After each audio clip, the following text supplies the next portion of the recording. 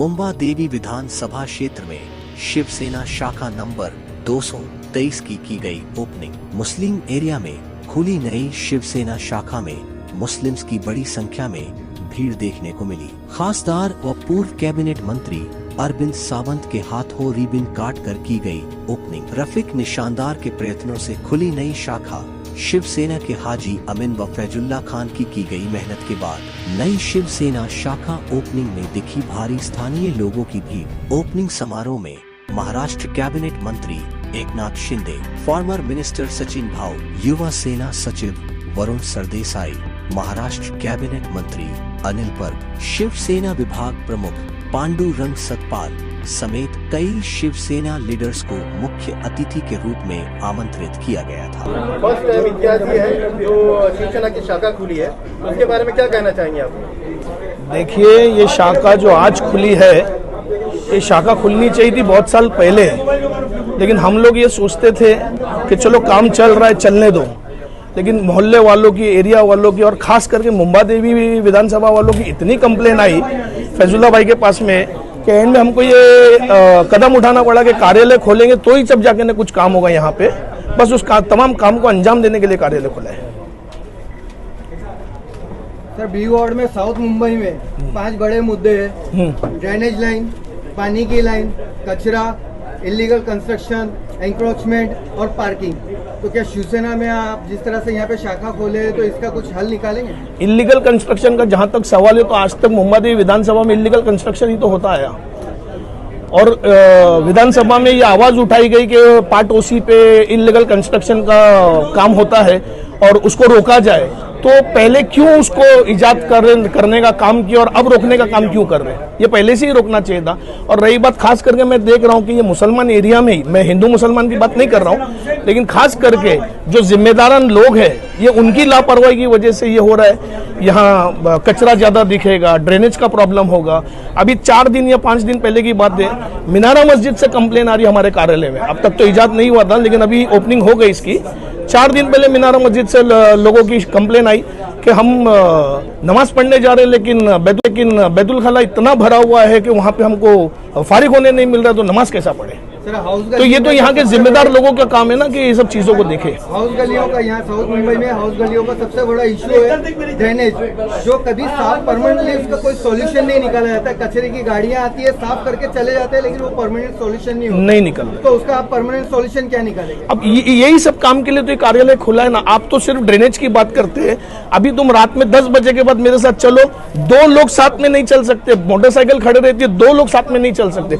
दरमियान में अगर बिल्डिंग में किसी को कार्डियक का प्रॉब्लम आया, वो तो मर के ही उतरेगा, उसको कोई उसका अलावा ऑप्शन ही नहीं है। एक इंसान को 10 लोग लगेंगे उतारने के लिए, लेकिन उस टाइम पे मिलना तो चाहिए। एम्बुलेंस तो इंसान नहीं जा सकता, तो एम्बुलेंस अंदर क्या जाएगी?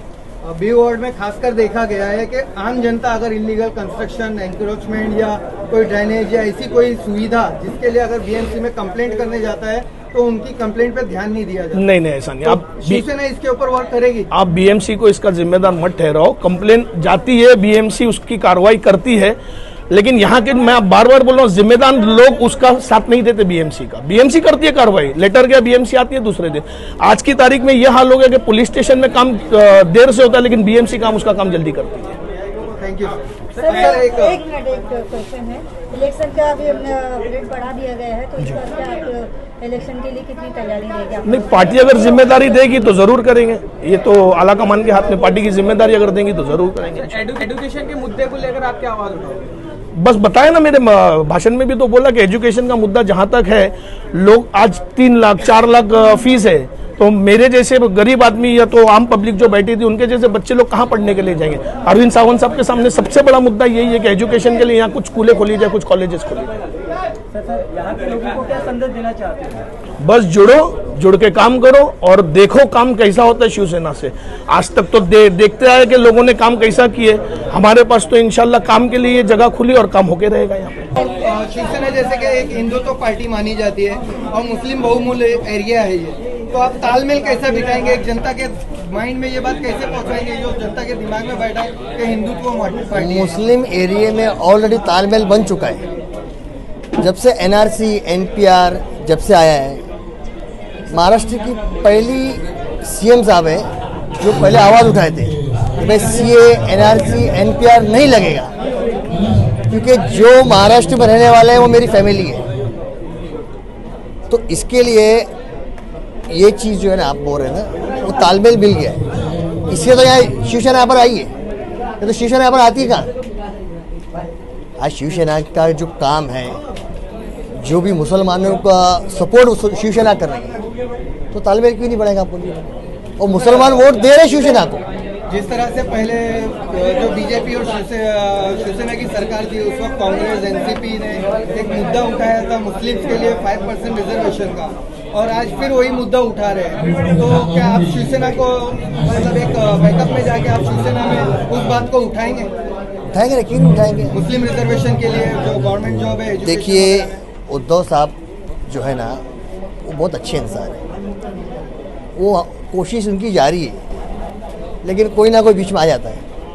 कभी बीजेपी आ गई, कभी कोई और पार्टी आ गई है, तो उसके लिए उद्धव साहब जो है ना, मुहिम कुछ ना कुछ करेंगे उसके लिए।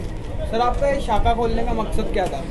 शाखा खोलने का मकसद ये है कि गवर्नमेंट ये पब्लिक की सेवा करने का ये काम नहीं हो रहे।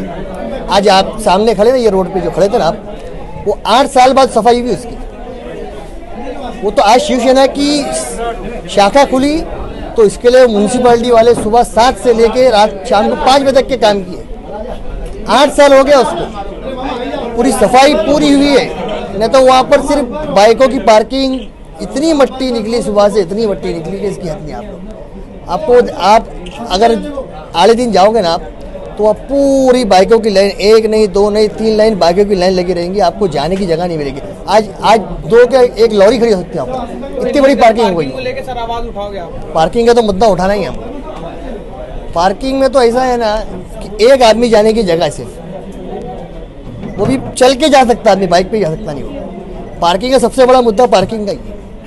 हर एरिया में आप चले जाओ, कहीं पर भी चले जाओ, मीनार मस्जिद चले जाओ, खड़क चले जाओ, डोंगरी चले जाओ, सिर्फ 22 माले की बिल्डिंग बन चुकी है। 22 माले के अंदर कम से कम 200 बाइकें, पार्किंग है ही नहीं। फर्स्ट फ्लोर पे कमर्शियल बना है, सेकंड फ्लोर पे रेसिडेंस बना, तो पार्किंग करेगा। आप अगर 22 माले की बिल्डिंग बनाएंगे तो उसमें 210 घर तो 220 घर हो गए, तो 220 घर की पार्किंग गई किधर? वही बहुत बड़ा मुद्दा है। वो सबसे बड़ा मुद्दा है पार्किंग का। अभी तो चलो फिलहाल अभी रमज़ान अगले महीने शुरू होने वाला है, सब ख़त्म, आदमी पैदल नहीं आ सकता यहाँ पर। मैंने आप जब भाई यहाँ से निकलोगे ना, तो आप देखना कितनी सफाई। और कल आप आना, 3 लाइन पार्किंग खड़ी होगी, आप नहीं चल पाओगे। सबसे बड़ा मुद्दा पार्किंग का ही। वोटिंग के लिए नहीं। देखिए जो पार्टी निर्णय करेगी वही होगा। हम लोग इलेक्शन के लिए, अगर पार्टी बोलेगी कि मैं कैंडिडेट दे रहा हूँ, आप लोग उसके लिए मेहनत करो, हम मेहनत करेंगे। खास इलेक्शन के लिए नहीं, खास तौर से ये तकलीफ़ें दूर करना है। जो तकलीफ़ें हो रही ना, आज मस्जिद के अंदर टॉयलेट भर के पड़ी थी 4 दिन पहले, लेकिन किसी ने नहीं किया। फिर हमने थोड़ा चिल्लम चाली किए, तो जाके फिर वो साफ़ सफाई हुई। यही हाल हर जगह।